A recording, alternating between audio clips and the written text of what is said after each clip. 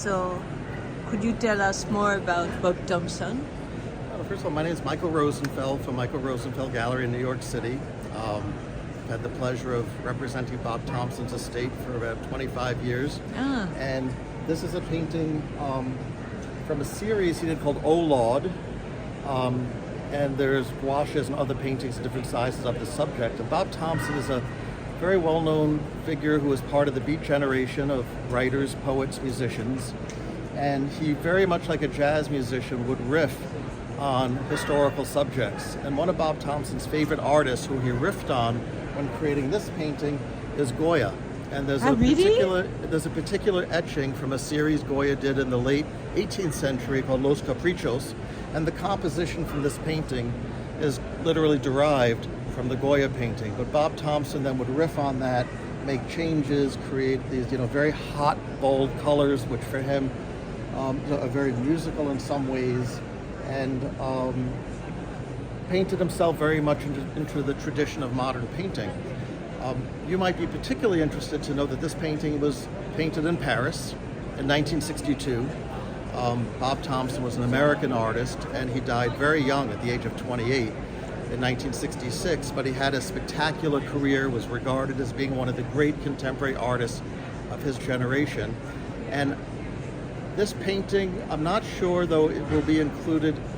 The Pompidou is organizing an exhibition which opens next spring called Paris Noir. Exactly. And Bob Thompson will be in that exhibition with many paintings. This may be in the exhibition, I don't know for sure. But I saw you have a Beaufort de l'année too. Yes. And he lives in my neighborhood. He used to live in Montparnasse. Yes. And there's a panel. Yes. On the street he was living in. And Buford Delaney, or in France he's called Beaufort Delaney, in the United States Buford, but Delaney moved from the United States to France in 1953 and spent the rest of his life there.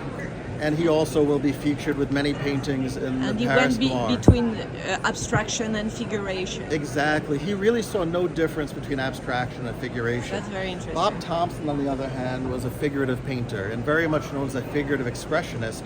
And as you can see, he really he created an identity very, very unique for himself. And at the time, when pop art was popular and abstraction was popular, he was seen as being very, very radical. And this painting come from the estate?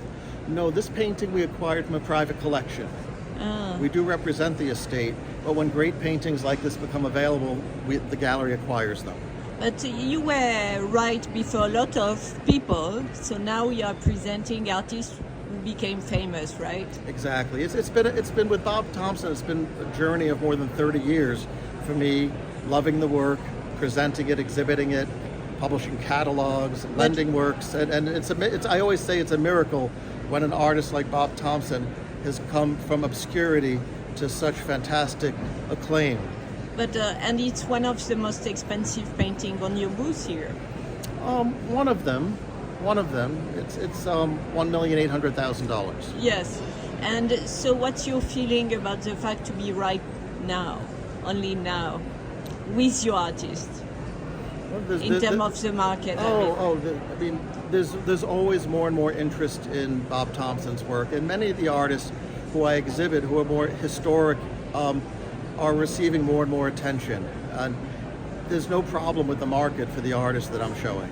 If you're alluding to the fact there's been press recently that the art market is soft, that depends on what part of the art market one is looking at. One can't gloss over the entire art market and say that it's soft. I mean, I think what people are thinking about or talking about is principally the art market for young artists where there's been fantastic speculation, where prices have risen very, very quickly and the prices have come back down. In my world, which is more historic, and many there was speculation too in your world. Well, not really. I mean, the prices have continued to move, but they move slowly. Whether it's Bob Thompson or Benny Andrews or Buford Delaney or Richmond Barté, it's just sort of slow and steady. It evolves, but the prices don't increase 50 times overnight. Yeah, but so the business is as usual for you? Very much so. Really? Yes. Yeah. Very, very good. Yeah, very good. Merci beaucoup. My pleasure. Thank you.